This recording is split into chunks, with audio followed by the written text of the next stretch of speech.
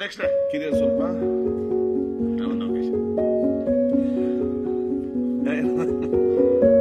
ತಕ್ಕ special class ಮತ್ತೆ ಬೆಳಿಗ್ಗೆ 9 ಗಂಟೆ ಇಷ್ಟೊಂದು ಓದ್ಬಿಟ್ಟಿದ್ರೆ ನಾವೆಲ್ಲ IAS IPS ಓಡ್ ಬರೋದಾಗ್ಬಿಟ್ಟಿತ್ತು ಸಭಾಧ್ಯಕ್ಷರೇ.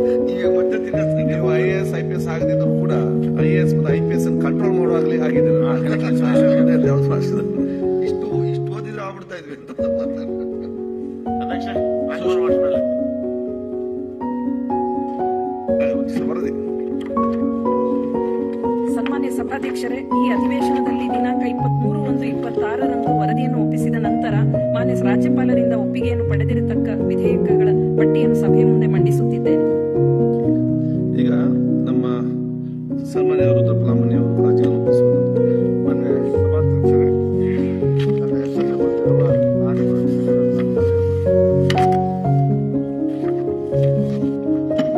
ಸುರೇಶ್ ಕುಮಾರ್ ಅವರು. ಮಾನ್ಯ ಸಭಾಧ್ಯಕ್ಷರೇ,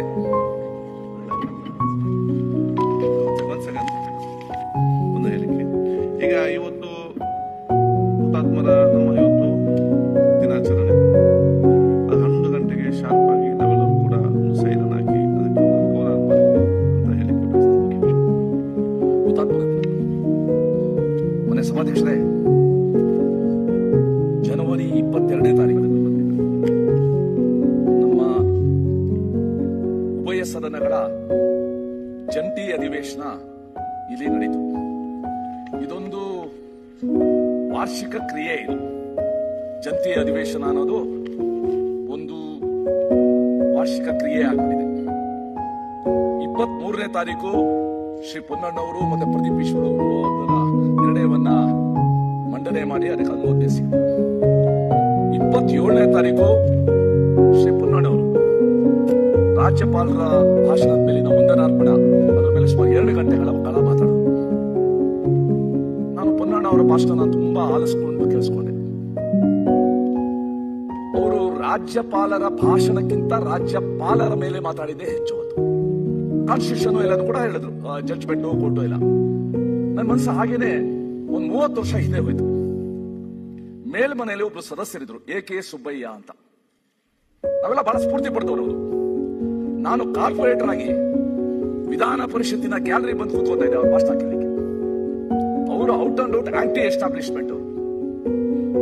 ಈ ಪೊನ್ನಣ್ಣವರ ಭಾಷಣನ AK ಸುಬ್ಬಯ್ಯನವ್ರು ಕೇಳಿದ್ರೆ ಅವ್ರ ಮನಸ್ಸಲ್ಲಿ ಏನಾಗ್ತಾ ಇತ್ತು ಅಂತ ನನ್ನ ಮನಸ್ಸಲ್ಲಿ ಯೋಚನೆ ಬರ್ತಾ ಇತ್ತು. ಅವ್ರೆಂತ ಆಂಟಿ ಎಸ್ಟಾಬ್ಲಿಷ್ಮೆಂಟ್, ಇವರೆಷ್ಟು ಪ್ರೋ ಎಸ್ಟಾಬ್ಲಿಷ್ಮೆಂಟ್. ಅವ್ರ ಭಾಷಣ ಎಲ್ಲ ಕೇಳಿದ್ರೆ ಅದು ಅಲ್ಲಿಗೆ ಭಾವಿಸ್ತೀನಿ ನಾನು. ಮಾನ್ಯ ಸಭಾಧ್ಯಕ್ಷರೇ, ಈಗ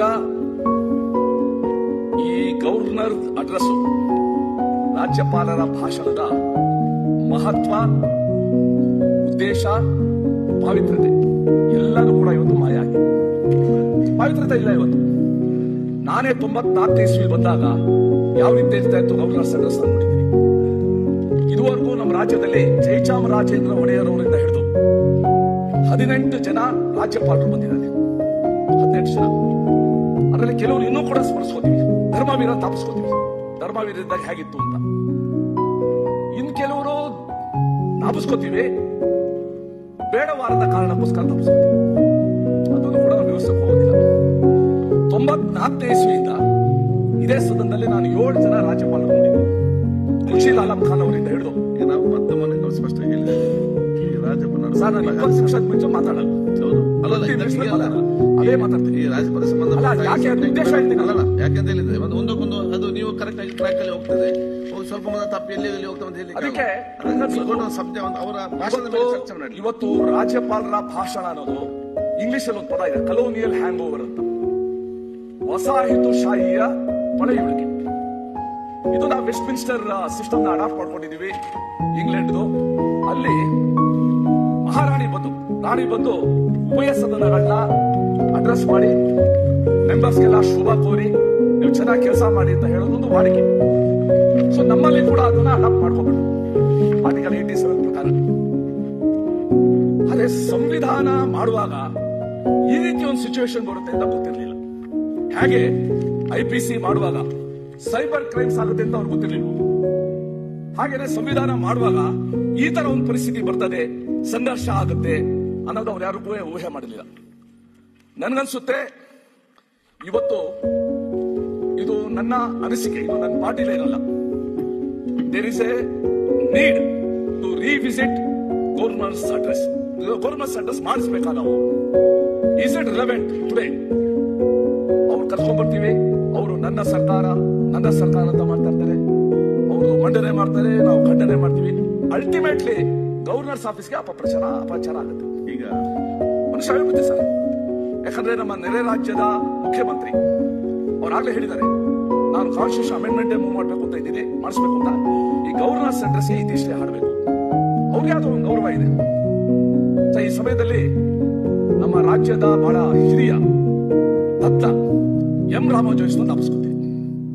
ಎಂ ರಾಮೋ ಜೋಯಿಸ್ ಹೈಕೋರ್ಟ್ ಅಲ್ಲಿ ಲಾಯರ್ ಆಗಿದ್ರು, ಹೈಕೋರ್ಟ್ ಅಲ್ಲಿ ಜಡ್ಜ್ ಆದ್ರು, ಪಂಜಾಬ್ ಹರಿಯಾಣ ಹೈಕೋರ್ಟ್ ಇಂದ ಚೀಫ್ ಜಸ್ಟಿಸ್ ಆದ್ರು, ಬಿಹಾರ್ ಜಾರ್ಖಂಡಿನ ರಾಜ್ಯಪಾಲರಾದ್ರು, ರಾಜ್ಯಸಭಾ ಸದಸ್ಯರಾದ್ರು. ಅವರೇ ಹೇಳಿದ್ದೇನು ಅಂದ್ರೆ, ಈ ರಾಜ್ಯಪಾಲರ ಭಾಷಣನ ಪ್ರಸಂಗ ನಿಲ್ಲಿಸಬೇಕು, ನಮ್ಮನ್ನು ಕರ್ಕೊಂಡೋಗಿ ನಮ್ಮ ಸರ್ಕಾರ ಅಂತ ಹೇಳ್ತಾರೆ, ಇದನ್ನ ನಿಲ್ಲಿಸಬೇಕು ಅಂತ ಒಂದು ಮಾತಾಡಿದ್ರು. ಸೊ ನನ್ಗನ್ಸುತ್ತೆ ಕರ್ನಾಟಕನೇ ಒಂದು ಲೀಡ್ ತಗೊಂಡು ರಾಜ್ಯಪಾಲರ ಭಾಷಣನ ನಾವು ಮಾಡಿಸ್ಬೇಕಾ, ಮಾಡಿಸಿದ್ರೆ ಅದ್ರ ಉದ್ದೇಶ ಏನು, ಅವ್ರ ಹತ್ರ ಏನ್ ಹೇಳಿಸ್ಬೇಕು ಅನ್ನೋದಷ್ಟು ಇದೊಂದು ರಾಷ್ಟ್ರೀಯ ಚರ್ಚೆನೆ ಆಗ್ಬೇಕು ಅಂತ ನನ್ನ ಅನಿಸಿಕೆ. Enough is enough. ಒಬ್ಬ ರಾಜ್ಯಪಾಲರಿಗೆ ನಾವು ಮಾಡಿದ್ವಿ, ಎಲ್ಲ ನೋಡಿದೀವಿ. ಈಗ ಸಾಮಾನ್ಯವಾಗಿ ರಾಜ್ಯಪಾಲರ ಭಾಷಣ ಕಳೆದ 1 ವರ್ಷದಲ್ಲಿ ನಾವೇನು ಸಾಧನೆ ಮಾಡಿದೀವಿ, ಮುಂದಿನ ಕಾರ್ಯಗಳು ಮತ್ತೆ ಒಂದು ಪಕ್ಷಿ ನೋಟ ಅದು ಇರಬೇಕು. ಆದ್ರೆ ಇವತ್ತು ರಾಜ್ಯಪಾಲರ ಭಾಷಣ ತುಂಬಾ ಪೊಲಿಟಿಕಲ್ ವೋಟ್ ಅನ್ಸಿದೆ. ಸೊ ಈ ದೃಷ್ಟಿಯಿಂದ ರಾಜ್ಯಪಾಲರು ಏನು ಓದಿರ್ಲಿಲ್ಲ ಅದನ್ನ ಸರ್ಕಾರ ಜಾಹೀರಾತು ಮೂಲಕ ಕೂಡ ಇವತ್ತು ಆ ಕಾರ್ಯನ ಪೂರೈಸಿಬಿಟ್ಟಿದೆ. ಸರ್, ಈಗ ರಾಜ್ಯಪಾಲರ ಹತ್ರ ಅನೇಕ ಸಂಗತಿಗಳನ್ನ ಹೇಳಿಸಿದ್ದಾರೆ. ಅದು ಓದುವಾಗ ನನಗೆ ಇತಿಹಾಸದಲ್ಲಿ ನನಗೆ ಸ್ವಲ್ಪ ಆಸಕ್ತಿ ಇದೆ. ಇತಿಹಾಸದಲ್ಲಿ ಅಕ್ಟೋಬರ್ ರೆವಲ್ಯೂಷನ್ ಅಂತ ಓದಿದೆ, 1917 ರಷ್ಯಾದಲ್ಲಾಗಿದೆ. ಬೋಲ್ಶೆವಿಕ್ಸ್ ಎಲ್ಲ ಬಂದು ಆ ಕ್ಯಾಪಿಟಲಿಸ್ಟ್ ತೆಗೆದಾಕಿ later it become communist party. October ಕ್ರಾಂತಿ ಬಹಳ ಮಹತ್ವದ ಸಂಗತಿ. ನಮ್ಮ ರಾಜ್ಯದಲ್ಲಿ ನವೆಂಬರ್ ಕ್ರಾಂತಿ ಆಗುತ್ತೆ ಅಂತ ಶುರು ಮಾಡಿದ್ರು. ಯಾವಾಗ ಶುರು ಮಾಡಿದ್ರು? ಕಳೆದ ಆಗಸ್ಟ್ ಇಂದ ನವೆಂಬರ್ ಕ್ರಾಂತಿ ಆಗ್ಬಿಡುತ್ತೆ, ನವೆಂಬರ್ ಕ್ರಾಂತಿ ಆಗುತ್ತೆ ಅಂತ. ಡಿಸೆಂಬರ್ ಕ್ರಾಂತಿ ಇಲ್ಲ, ಇವಾಗ ಜನವರಿ ಪೋಸ್ಟ್ಪೋನ್ ಆಗಿದೆ. ಇದರಿಂದ ಏನಾಗ್ತಾ ಇದೆ, ಅಧಿಕಾರಿ ವರ್ಗದಲ್ಲಿ ಒಂದು ಅನಿಶ್ಚಿತತೆ ಇದೆ. ನಾವು ಯಾರಿಗೋಸ್ಕರ ಕೆಲಸ ಮಾಡ್ತೀವಿ, ಮುಂದೆ ಯಾರು ಬರ್ತಾರೋ, ನಾವೇನ್ ಡಿಸಿಷನ್ ತಗೋಬೇಕಾ? ಈ ಅನಿಶ್ಚಿತತೆ ಏನಿದೆ, ಅಢಾಕೇಸಮ್ ಏನಿದೆ, ಇದು ಯಾವುದೇ ರಾಜ್ಯಕ್ಕೆ ಉಳಿತಲ್ಲ, ಯಾವುದೇ ರಾಜ್ಯದ ಅಭಿವೃದ್ಧಿ ಕಾರ್ಯಕ್ಕೆ ಉಳಿತಲ್ಲ. ನಾನು ನೋಡ್ತಾ ಇದ್ದೆ, ತಮ್ಮ ನಾಯಕರು ಈ ಅನಿಶ್ಚಿತತೆ ಹೇಗೆ ಬರುತ್ತೆ ನನಗೆ. ಟ್ರಂಪ್ ಹೇಳಿದ್ರು ಇಂಡಿಯನ್ ಎಕಾನಮಿ ಇಸ್ ಡೆಡ್ ಅಂತ, ನಿಮ್ಮ ನಾಯಕರು ಎಸ್ ಇಟ್ ಇಸ್ ಡೆಡ್ ಅಂದ್ರು. ನಮ್ಮ ರಾಜ್ಯದ ಉಪಮುಖ್ಯಮಂತ್ರಿ ದಾವೋಸ್ ಹೋಗ್ಬಿಟ್ಟು ಭಾರತದ ಆರ್ಥಿಕತೆ ಬಹಳ ಸ್ಟ್ರಾಂಗ್ ಆಗಿದೆ, ಬಹಳ ಸದೃಢವಾಗಿದೆ ಅಂತ ಒಂದು ಮಾತಾಡಿದ್ರು. ಅವ್ರು ಕೇಳಿದ್ರು, ಅಲ್ಲ ನಿಮ್ಮ ನಾಯಕರು ಅಲ್ಲ ಹಂಗೆ ಹೇಳ್ತಾರೆ, ನಾನು ಯಾವತ್ತೂ ವಿದೇಶಿ ನೆಲದಿಂದ ನನ್ನ ದೇಶದ ವಿರುದ್ಧ ಮಾತಾಡೋದಿಲ್ಲ ಅಂತ ಒಂದು ಮಾತನ್ನ ಹೇಳಿದ್ರು. ನಿಮ್ಮ ನಾಯಕರು ಇನ್ನೊಂದು ಹೇಳಿದ್ರು, ಎಲೆಕ್ಟ್ರಾನಿಕ್ ವೋಟಿಂಗ್ ಮಿಷಿನ್ ವಿರುದ್ಧ ನಾವಿದ್ದೀವಿ, ಇವಿಎಂ ವೋಟ್ ಚೋರಿ, ಇವಿಎಂ ಎಲೆಕ್ಷನ್ ಕಮಿಷನ್ ಅಂತ. ಅವ್ರ ತಮ್ಮ ಹೇಳಿದ್ರು, ಇವಿಎಂ ಬಗ್ಗೆ ನಮಗೆ ಪೂರ್ತಿ ವಿಶ್ವಾಸ ಇದೆ, ಯಾವುದೇ ಕಾರಣಕ್ಕೆ ಮತಪತ್ರ ಹೋಗೋದು ಒಳ್ಳೇದಲ್ಲ. ಇವತ್ತು ಇದು ಈ ದುವಿಧ ಅಂತಾರೆ ಹಿಂದಿಲಿ, ಈ ದುವಿಧಾನ ಇವತ್ತು ನಾವು ನೋಡ್ತಾ ಇದ್ದೀವಿ. ಸನ್ಮಾನ್ಯ ಅಧ್ಯಕ್ಷರೇ, ಈ ಸರ್ಕಾರ ಹೇಗಿದೆ ಅನ್ನೋದನ್ನ ನಿಜವಾದ ರಾಜ್ಯಪಾಲ ಭಾಷಣ ಮಾಡಿರೋದು ಸುನೀಲ್ ಕುಮಾರ್. ಹೇಗಿದೆ ಆಡಳಿತ, ಹರಿತಪ್ಪಿದ ಆಡಳಿತ, ನಿಯಂತ್ರಣ ಇಲ್ಲದ ಆಡಳಿತ, ಬಹಳಷ್ಟು ವಿಚಾರಗಳನ್ನ ಅವರು ಹೇಳಿದ್ದಾರೆ. ಈ ಸರ್ಕಾರದ ಅಚೀವ್ಮೆಂಟ್ಸ್ ಕಳೆದ 1 ವರ್ಷದಲ್ಲಿ ನೋಡ್ಬೇಕು ಅಂದ್ರೆ 2 ಸಂಗತಿ. ಬೆಲೆ ಏರಿಕೆ, ಆಡು ಮುಟ್ಟದ ಸೊಪ್ಪಿಲ್ಲ, ಸಿದ್ದರಾಮಯ್ಯ ಸರ್ಕಾರ ಬೆಲೆ ಏರಿಸದ ವಸ್ತು ಇಲ್ಲ. ನಾಳಪ್ಪ ನನ್ನ ಕೆಲಸ ನಾನು ಮಾಡ್ತೀನಿ. ಈಗ ಹಾಲಿನ ದರ ಏರಿಕೆ ಆಗಿದ್ದಲ್ಲಪ್ಪ, ಜನನ ಮರಣ ಪ್ರಮಾಣ ಪತ್ರದ ಬೆಲೆ, ವಿದ್ಯುತ್ ದರ ಏರಿಕೆ, ಕುಡಿಯುವ ದರದ ಏರಿಕೆ, ಕುಡಿಯೋ ನೀರು, ಬಿಬಿಎಂಪಿ ಕಸ ಶುಲ್ಕದ ಏರಿಕೆ, ಬೆಂಗಳೂರಿನಲ್ಲಿ ವಸತಿ ವಾಣಿಜ್ಯ ಕಟ್ಟಡಗಳಿಗೆ ಹೊಸ ದರ, ಬಸ್ ಟಿಕೆಟ್ ದರ, ಬಿಡಿಎ ಆಸ್ತಿ ತೆರಿಗೆ, ಡೀಸೆಲ್ ಸೆಸ್, ಅವರ ಅವಧಿಯಲ್ಲಿ ರಿಜಿಸ್ಟ್ರೇಷನ್ ಸೆಸ್, ಅಫಿಡವಿಟ್ ಬೆಲೆ, ಲಿಫ್ಟ್, ಟ್ರಾನ್ಸ್ಫಾರ್ಮರ್, ಜನರೇಟರ್, ಅದಕ್ಕೆ ಪರಿಶೀಲನಾ ಶುಲ್ಕ, ರೈತರ ಹೊಸ ಕೊಳವೆ ಬಾವಿ ಶುಲ್ಕ, ಐಪಿ ಸೆಟ್, ಇನ್ ಬಿಡಿ ಲಾಲ್ಬಾಗ್ ಪ್ರವೇಶಾಧಾರ ಇರ್ಬೋದು, ಬಿಬಿಎಂಪಿ ಇರ್ಬೋದು, ಪುನಃ PhD ಪರೀಕ್ಷೆ ದರನ್ನು ಕೂಡ ಬಿಟ್ಟಿಲ್ಲ. ಇದನ್ನ ಬೆಲೆ ಏರಿಕೆ ಅಂತೂ ಮಾಡಿದ್ದೀರ.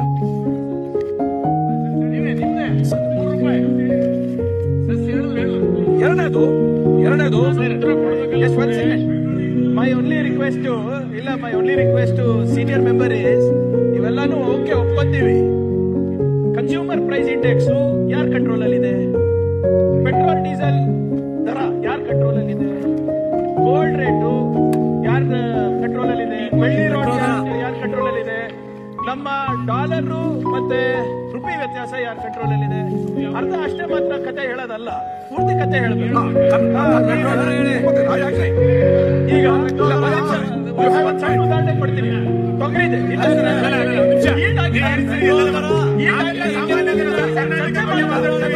ವಿಶ್ವಮಾನವರು ಚರ್ಚೆ ಮಾಡಿ ಎಲ್ಲ ವಿಷಯ ಬಗ್ಗೆ ನೀವು ಮಾತಾಡಿ. ಆಮೇಲೆ ಸಾಮಾನ್ಯ ಜನ ಇಲ್ಲಿ ಮಾತಾಡ್ತೀವಿ. ನೀವು ವಿಶ್ವಮಾನವರು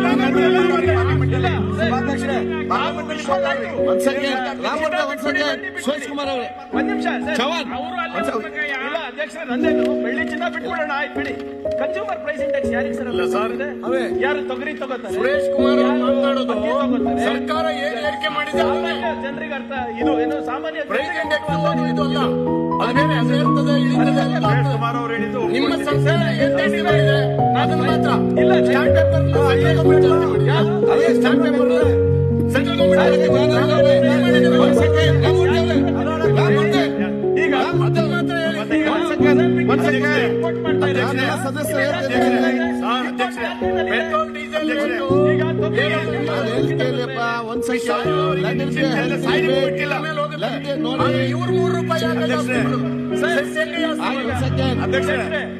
ಈಗ ನೀವೇ ಹೇಳ್ತಾ ಇದ್ರಿ ರಷ್ಯಾದಿಂದ ಕಚ್ಚಾ ತೈಲು ಸಸ್ತಾಗಿ ಸಿಗ್ತಾ ಇದೆ ಅಂತ. ಬೆನಿಫಿಟ್ ಶುಡ್ ಬಿ ಅದ್ ಮಾಡ್ತಾ ಇದ್ದಾರೆ ಇಲ್ಲ 100 ರೂಪಾಯಿಗಿಂತ ಜಾಸ್ತಿ ಪ್ರತಿ ಲೀಟರ್. ನೀವು ಕಮ್ಮಿ ಮಾಡಿ ಆಟೋಮೆಟಿಕ್ ಕಮ್ಮಿ ಆಗುತ್ತೆ.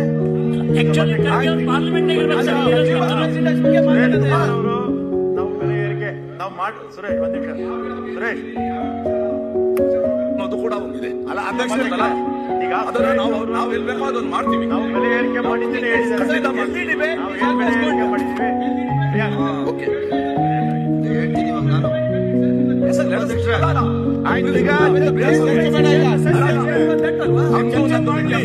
ಅಧ್ಯಕ್ಷರ ಚರ್ಚೆ ಮಾಡಲಿ. ಸೆಂಟ್ರಲ್ ಗವರ್ಮೆಂಟ್ ಜಾಸ್ತಿ ಮಾಡಿದ್ರೆ ಅದನ್ನು ಮಾಡಲಿ, ಅದನ್ನ ಹೇಳಿ, ಅದನ್ನ ಹೇಳಿ.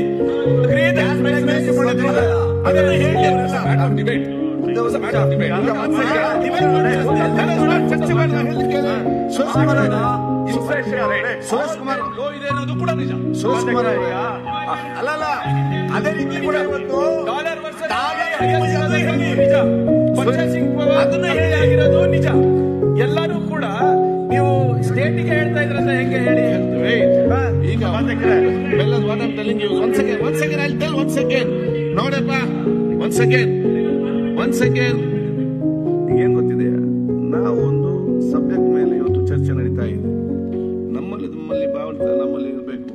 ನಾವು ಈ ಚರ್ಚೆ ನಮ್ಗೆ ಆ ಕಡೆ ಯಾರು ಸರಿ ಯಾರು ತಪ್ಪ ಅಂತ ಇದನ್ನೇ ಚರ್ಚೆ ಮಾಡೋ ಜೊತೆಯಲ್ಲಿ ಇದನ್ನು ನೋಡುವವರು ಮತ್ತು ಕೇಳುವ ಜನ ಇದೊಂದು ಹೆಲ್ತಿ ಡಿಬೇಟ್.